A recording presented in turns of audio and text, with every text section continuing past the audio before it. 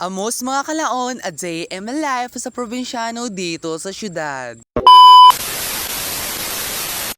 Ngayong linggo nga ho talaga, ito nga ho talagang linggo na napakaraming nga ho na naman gagawin. Ganito pala talaga no, pag grade 12 student ka na ho talaga, talagang daming nga ho talagang gagawin. Ang kailangan mo ho talaga ay 8 times management nga ho. Nang sa ganon nga ho talaga, hindi nga ho talaga ikaw may stress na mabuang nga ho talaga kaisip ng mga gagawin mo. Dahil nga yung oras nga ho talaga, napakaraming nga ho talagang gawin, talagang oras nga ho talaga yung kalaban mo. Lalo na nga ho talaga, sobrang bilis na din nga ho talaga ng panahon ngayon, kaya nga po, ang bilis-bilis na lang. Makikita nyo nga ho talaga na Merkulis nga ho talaga ngayong araw at bukas nga ho ay Huwebes na. Kaya ganyan ho talaga kabilis yung ating panahon. By the way, naglalaki na din nga ho talaga ako. Pamunta ho talaga sa venue na kung saan nga ho talaga ay magpa-practice kami. Araw ngayon nga ho talaga ng Sabado at kailangan ho talaga malay mo mag-practice nga ho talaga ng sa ganun nga ho talaga yung ma-perfect namin ng aming performance. Mayroon na din naman nga ho talaga kaming performance nga ho sa physical education. Folk dance nga ho talaga yung aming sasawin nga ho ngayong araw. Nakaraan nga ho yung aming sineo nga ho ay yung 5 fundamental step lang nga ho. Nang sa ganun nga ho talaga yung aming memorize nga ho talaga ng mabilis ang 5 fundamental step. Dahil sa din nga ho talaga to na nakasaling nga ho sa exam. Kaya kailangan naming aralin. By the way, kahit nga ho talaga nakakapagod nga ho talaga itong linggo na ito, ay talaga napapaganda nga ho talaga ako dito sa nature. Sobrang napakaganda nga ho talaga at napakaganda nga ho talaga yung ambience niya. Kahit pa paano nawawala na yung stress ko. Serious. Mahangin-hangin din nga ho talaga dito at saktong-sakto lang nga ho talaga dahil may init nga ho yung panahon. Ito nga ho talaga yung pinila namin nga ho talagang lugar na siguro nga ho talaga ba nagpo-practice kami abay ma-engineer namin yung aming pagpo-practice. Dahil marami-rami din nga ho talaga yung mga puno nga ho na nandito kaya nga po sakto lang to sa aming pagpo-practice dahil nga po hindi mainit. Dahil nga ho talaga sa pagpo-practice nga ho talaga kailangan din nga ho talaga namin masisilungan tayo. Nang sa ganoon nga ho talaga ay nakarelax na din nga ho tayo at hindi tayo ganun mapapagod. Dahil ko sa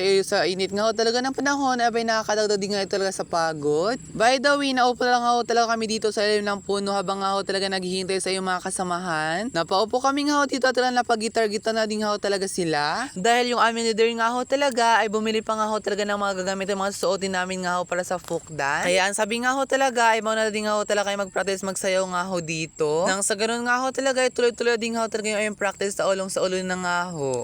Dahil sa lunes din nga ho talaga namin ito susayawin kaya kailangan din nga mo namin mag-practice. Dahil nga ho sa physical education nga ho sa greeting system nga ho, ito napakataas nga ho talaga yung performance. Kaya kailangan din mo nga talaga ibigay nga ho talaga yung 100% support mo at 100% energy mo. Nang sa ganoon nga ho talaga hindi nga ho tayo mamumroblema sa ating grado pag ilang araw na nga ho. At nakarating din nga ho talaga yung aming mga kasamahan at nagsisimula din nga ho kami sa aming pagpo-practice. Dahil sa ulo na din nga ho talaga namin yung action nga ho talagang linis-linis na din nga ho talaga yung kailangan. Kumbaga ayos na din nga ho talaga namin yung information talaga yung mga action namin. Folk dance nga ho talaga namin sinasayaw nga ho talagang aming napili nga ho ay ang Pasiguin. Ang Pasiguin folk dance nga ho ay talaga isang sayaw nga ho talaga na sinusumbolo at pinapakita nga po nila yung kanilang daily lives. Na kung saan nga ho ito nga ho talaga yung isa sa mga pinapakita nga ho talaga nilang gawain ng pangingisda. Dahil ito ang kanilang source of income kaya nga ho ipinakita nga ho nila at ginawahan nga ho ito nila ng sayaw. Dahil nakaka-relate nga ho talaga kami at ito na rin nga ho talaga ang aming napili. By the way, hanggang dito na rin nga ho talaga yung aking vlog kaya nga ho talaga maraming salamat nga po sa inyong panonood. Paalam!